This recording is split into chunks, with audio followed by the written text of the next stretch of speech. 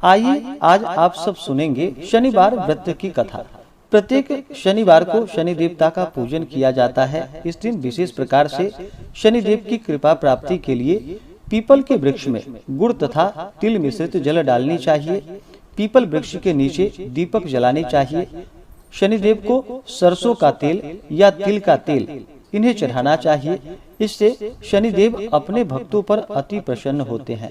शनिदेव जो कि न्याय प्रिय देवता माने जाते हैं, यह कर्म फलदाता और दंडनायक शनिदेव हैं।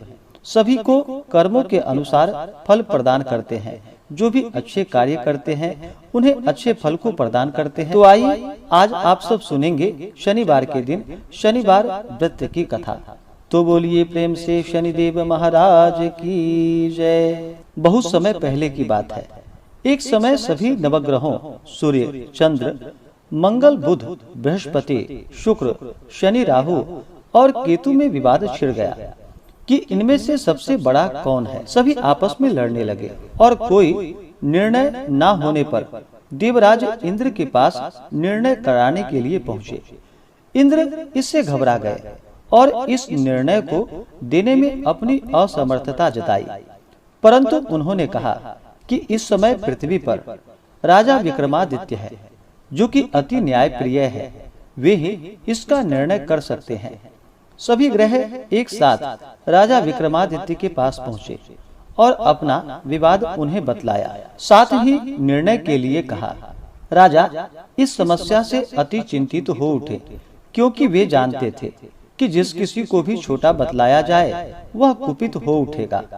तब राजा को एक उपाय सूझा। उन्होंने स्वर्ण, रजत, कांस्य, पीतल, सीसा, रांगा, जस्ता, अभ्रक और लौह से 9 सिंहासन बनवाए और उन्हें इसी कर्म से रख दिया गया।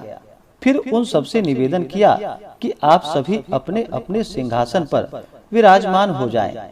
जो अंतिम सिंहासन पर बैठेगा वही सबसे छोटा होगा। इसके अनुसार लौह सिंहासन, जो कि सबसे बाद में होने के कारण शनिदेव सबसे बाद में बैठे, तो वही सबसे छोटे कहलाए। उन्होंने सोचा कि राजा ने यह जानबूझकर किया है और फिर कुपित होकर राजा से कहा कि राजा तू मुझे नहीं जानता।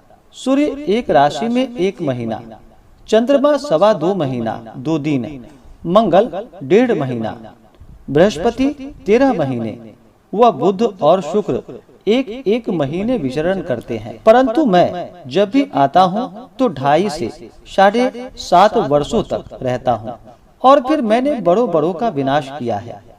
भगवान राम की आने पर उन्हें वनवास को जाना पड़ा। रावण की आने पर उसकी लंका को बंदरों की सेना से परास्त होना पड़ा। अब तुम सावधान रहना। ऐसा कहकर कुपित होते हुए शनिदेव वहां से चल पड़े। अन्य देवता खुशी खुशी वहां से चले गए। कुछ समय के बाद राजा की 7.5 आई। तब शनिदेव घोड़ों के सौदागर बनकर वहां पर आए। उनके साथ कई बढ़िया घोड़े थे।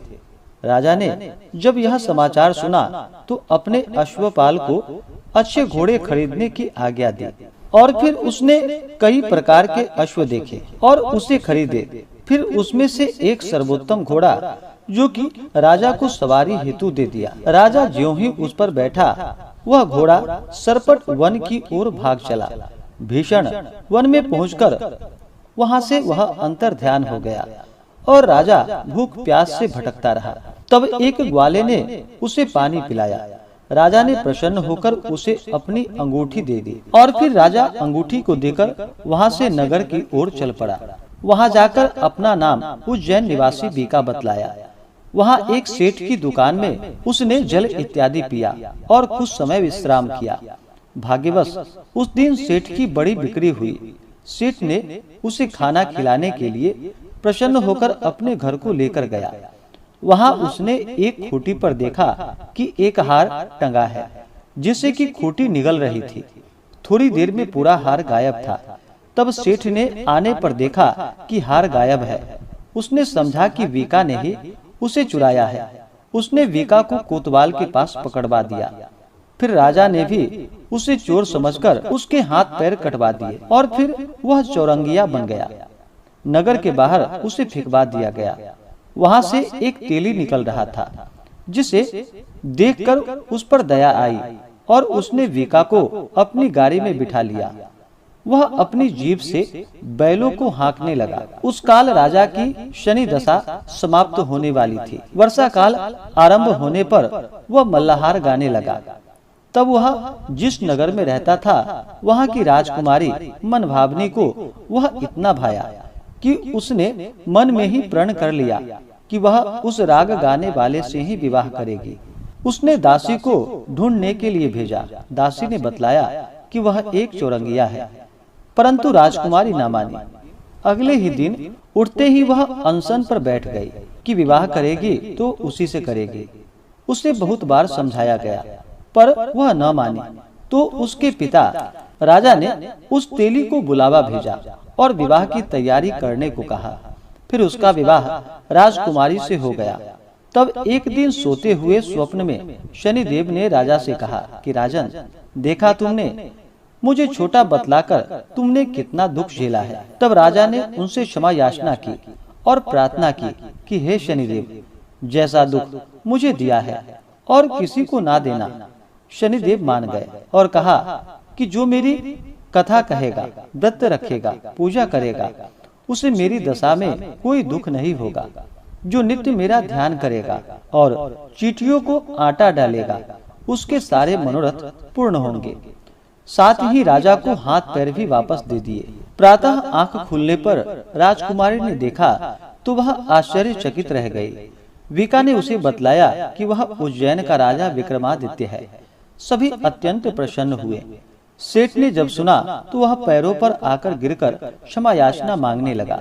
राजा ने कहा, वह तो शनिदेव का कोप था, इसमें किसी का कोई दोष नहीं है। सेठ ने फिर भी निवेदन किया कि मुझे शांति तब ही मिलेगी जब आप मेरे घर चलकर भोजन ग्रहण करेंगे। सेठ ने अपने घर नाना प्रकार के व्यंजनों से राजा का बड़ा ही आदर और सत्कार किया। साथ ही सबने देखा कि जो खूंटी हार निगल गई थी, वह अब उसे उगल रही थी। सेठ ने अनेकों मोहरे देकर राजा का धन्यवाद किया और अपनी कन्या श्री कंवरी से पानी ग्रहण करने का निवेदन किया। राजा ने इसे सहर्ष स्वीकार कर लिया। कुछ समय पश्चात राजा अपनी दोनों रानियों को लेकर सभी उपहार सहित उज्जैन नगरी को चल पड़ा। वहाँ पर पुरवासियों ने सीमा पर ही उनका स्वागत किया। सारे नगर में दीपमाला हुई। वह सब ने खुशी मनाई। राजा ने घोषणा की कि मैंने शनिदेव को सबसे छोटा बतलाया था, जबकि असल में वही सर्वोपरि है। तब से सारे राज्य में शनिदेव की पूजा और कथा नियमित रूप से होने लगी। सारी प्रजा ने बहुत समय खुशी और आनंद के साथ बिताया।